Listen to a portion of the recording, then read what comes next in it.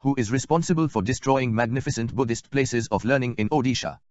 Modern-day Odisha is known to be the epicentre of Brahmanism, as the socio-cultural economic dominance of the Brahmanical castes in Odisha is complete.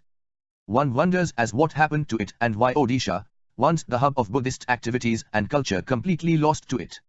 I am sure a fair analysis of history needs to be done in the greater interest of our secular values and retaining our original heritage. The heart of Brahmanical Odisha is Puri and its famous Jagannathan temple, where the temple openly propagate division among communities. Non-Hindus are not allowed, which is fine, as it is their fundamental right to deny people who don't have the faith, yet there are thousands who proclaim as Hindus but not allowed inside the temple. Dalit too are not allowed the entry inside the temple, and we heard the story of President Kovind being unwelcome in the temple complex when he visited there. The temple has enormous wealth. It has huge land space and devotees throng from all over the world. One local shopkeeper told me that it is the most powerful god. I told him every god is powerful because of power and politics of the dominant behind them. Can we say Tirupati god is lesser important? Can we say Kashi Vishwanath is not important, or the huge Lakshmi Narayan temple in Trivandrum does not matter? Every temple matter in this country because common person expects miracles here, but the powerful get money and power from them. They have become shelter places for all kind of politicians who influence politics and are not keen on people's welfare. Somehow, the politicians and power chums never ever interested in people's welfare, so traditionally you are good if you do donate to a temple or build a temple, but we know all these religious places are not merely religious, they are economy as well as politics for the powerful. So, Odisha's power flow from Lord Jagannathan. Now, I see big banners and advertisement of Odisha government about its Buddhist heritage. You can find it at the airport, but I feel there are not many visitors. I had earlier visited Dhaulagiri, where Ashoka defeated his rival army in the Battle of Kalinga in the year 261 BC. It is assumed that over 1 lakh people were killed in this war, which forced Ashoka to ponder over and reject violence as he embraced Buddhism and massively propagated Buddhism world over.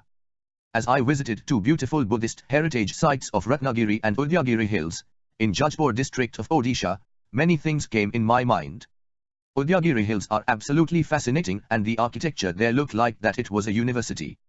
The sad part is that amidst the beautiful heritage site we have a Mahakal temple, which look planted and deliberate. I don't know how the Archaeological Survey of India allow these things.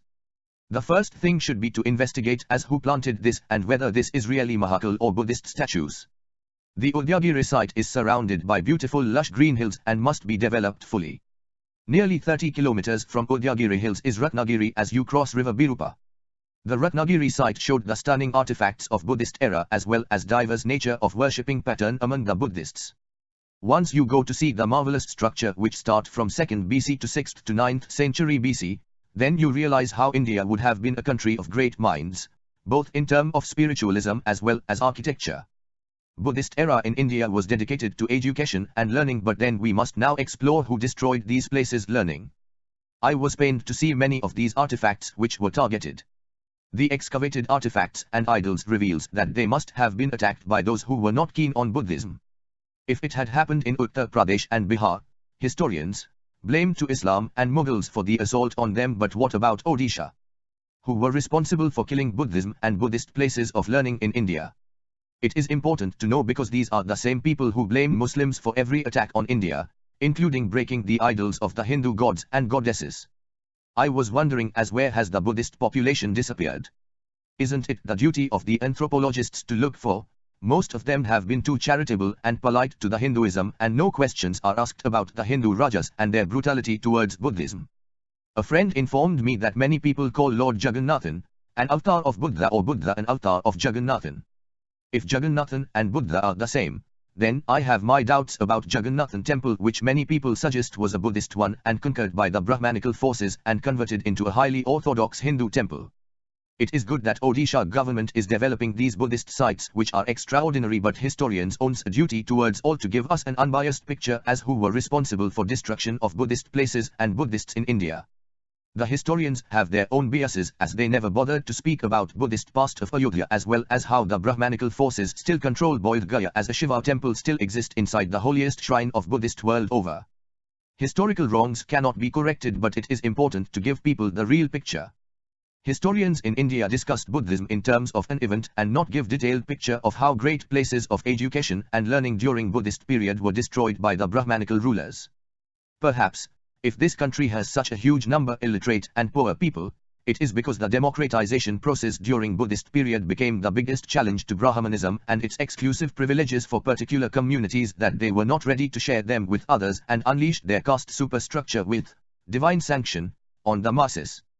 India was never the same again, and consequences of the Brahmanical assault on Buddhism are being felt now when society is highly polarized and racist caste system being justified and encouraged all over in the name of traditions.